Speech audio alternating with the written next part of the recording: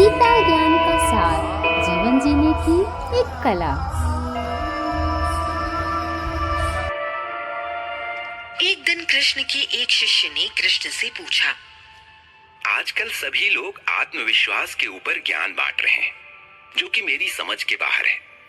किसकी बात को मैं सही मानूं, कैसे समझूं कि इसके लाभ क्या हैं? आप मुझे विस्तार से इस बारे में बताइए। कृष्ण की पत्नी सत्यभामा उनके बगल में खड़ी होकर उनकी बातों को बड़े ध्यान से सुन रही थी।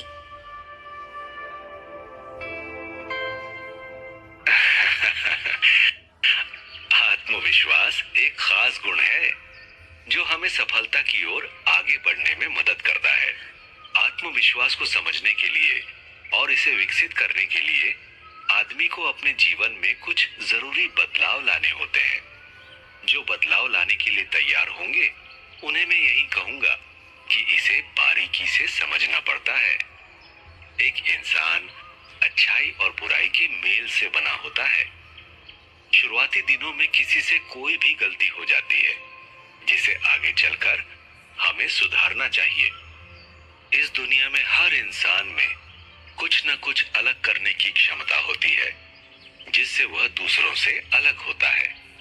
इसलिए हमें अपने गुणों को पहचानना और उसे स्वीकार करना चाहिए।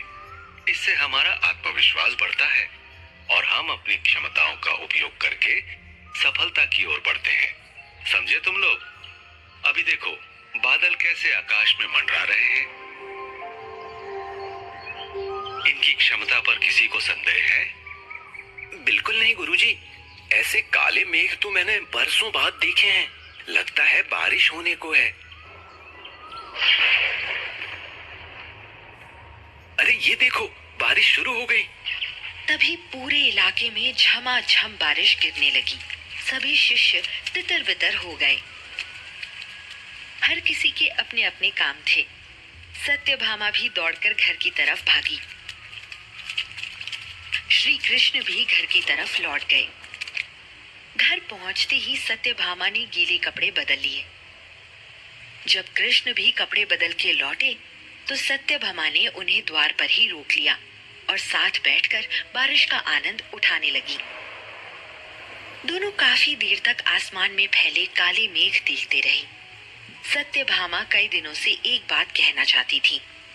आज जब उसे मौका मिला था तो ये मौका अपने हाथों से कैसे जाने देती। उसने कृष्ण से अपने मन की बात कही। हे कृष्णा, हम भी जानना चाहते हैं कि आत्मविश्वास क्या होता है और हम अपने आत्मविश्वास को कैसे मजबूत बना सकते हैं।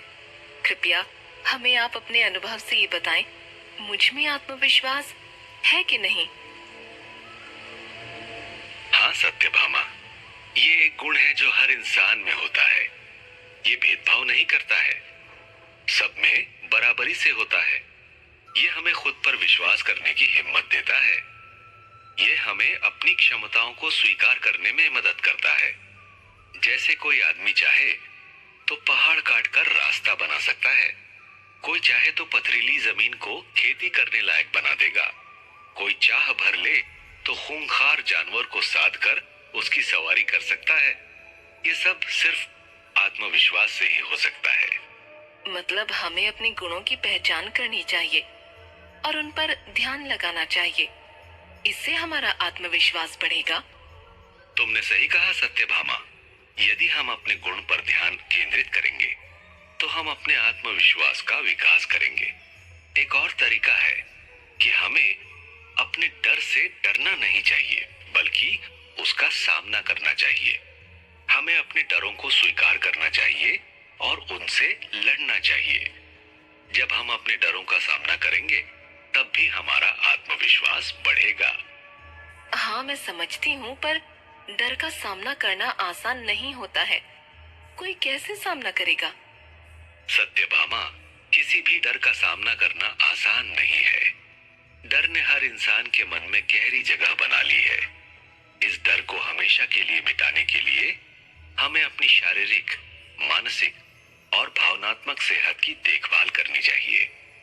नियमित रूप से व्यायाम, सही खान-पान, पर्याप्त आराम और ध्यान के अभ्यास से इसे हराया जा सकता है। एक तुम मेरे बताए गए रास्ते पर चलकर देखो तो तुम जल्दी ही डर पे जीत पा जाओगे। लेकिन लोग डरते हैं कि वो असफल हो गए तो उनका क्या होगा। ये डर जंगली जानवर के डर से बड़ा डर है कि लोग क्या कहेंगे। डरने की जरूरत नहीं है, क्योंकि सफलता और असफलता एक ही सिक्के के दो पहलू हैं। तो कृष्णा, असफलता को कैसे स्वीकार करें और उसे अपनाएं? असफलता हमारे जीवन का हिस्सा है। जैसे हम अपनी सफलता पर गर्व करते हैं, उसी तरह हमें अपनी गलतियों से सीखना चाहिए और आगे बढ़ना चाहिए। कई बार हम सबसे बड़ी गलती करते हैं कि हम असफलता को हार समझ बैठते हैं। हार को बस एक छोटी कोशिश का हिस्सा समझना चाहिए। ऐसा करना थोड़ा कठिन है, लेकिन अगर तुम ऐसा कर पाए तो इससे तुम्हारा आत्मविश्वास मजबूत होता है। आपने बहुत ही अच्छे तरीके से समझाया है कृष्णा। मेरे पिताजी कहते थे, आत्मविश्वास को बढ़ाने का एक और तरीका है कि हमेशा सफलता और जीत की कल्पना करने की आदत डालना। हमें जीत की कल्पना करनी चाहिए और उसे वास्तविकता में बदलने का प्रयास करना चाहिए। हाँ सत्यभामा, हमें खुद को सफल होते हुए देखने की आदत डालनी पड़ेगी। सफलता की तस्वीर बनाकर और उसे अपनी सोच और कार्यों में लाना पड़ेगा। इससे हम आत्मविश्वास को बढ़ा सकते हैं। इस तरह हम सफल जीवन जी सकते हैं। देखो, हम सब अपने जीवन में सफल होना चाहते हैं और असफलता की कल्पना करना हमें सफलता की ऊंचाइयों को प्राप्त करने में मदद कर सकती है। अब आप ये बताओ कि सफलता की कल्पना करने के लिए क्या करना चाहिए? सफलता की कल्पना करने के लिए हमें अपने मन की आंखें बंद करके अपनी सफलता की कल्पना करनी चाहिए। हमें ये विचार करना चाहिए कि हम अपने लक्ष्य को पूरा कर चुके हैं और उसे महसूस कर रहे हैं। जैसे ही हम इस कल्पना में जीना शुरू करेंगे, हमारा मनोबल और आत्मविश्वास बढ़ेगा। सफलता या जीत की कल्पना करते समय हमें ये भी समझना चाहिए कि कैसा महसूस होगा जब हम अपने लक्ष्य को पूरा करेंगे। हमें ये विचार करना चाहिए कि हमें कितनी खुशी होगी, जीतने का सुख कितना मजेदार होगा। हाँ कृष्णा, और जब हम जीत की कल्पना करते हैं तो हमें ये भी ध्यान देना चाहिए कि हम किस प्रकार अपना काम करेंगे और हम कैसी मेहनत करेंगे ताकि हम अपने सभी लक्ष्य को पा सकें। इससे हमें ये विश्वास होगा कि हम सफल हो सकते हैं और हमारी मेहनत और लगन इसे संभव करेंगी। ठीक कहा। हमें यह याद रखना चाहिए कि सफलता की कल्पना करने से हमारी सोच और समझ पूरी तरह से बदल जाते हैं। हम अपने लक्ष्य को साफ साफ देखने और अनुभव करने लगते हैं, जिससे हमें उसे प्राप्त करने की शक्ति मिलती है। हाँ कृष्णा, सफलता की कल्पना करने से हम अपने लक्ष्य की ओर बढ़ने के लिए उत्साहित होते हैं। हमारा मन और आत्मविश्वास मजबूत होता है, जिससे हम डर और चुनौतियों से लड़कर जीत सकते हैं। जिसने मन में ये ठान लिया हो कि उसे कोई नहीं हरा सकता। हमें यह समझना चाहिए कि जीत की कल्पना करना हमारे जीवन में एक महत्वपूर्ण हिस्सा है। हमें सफलता की कल्पना करने की आदत बना लेनी चाहिए और उसे अपने जीवन का हिस्सा बना देना चाहिए। धन्यवाद कृष्णा। आपके बताए गए आदर्श और उपयोगी तरीके से जीत की कल्पना करना मुझे आत्मविश्वास और सफलता की ओर बढ़ाने में मदद करेगा। मैं इन तकनीकों को अपने जीवन में अपनाकर अपने लक्ष्य की प्राप्ति करने का प्रयास करूंगी। सत्यभामा ने आखिर में कृष्ण से धन्यवाद कहा और अन्य कुछ जरूरी शब्द भी कहे।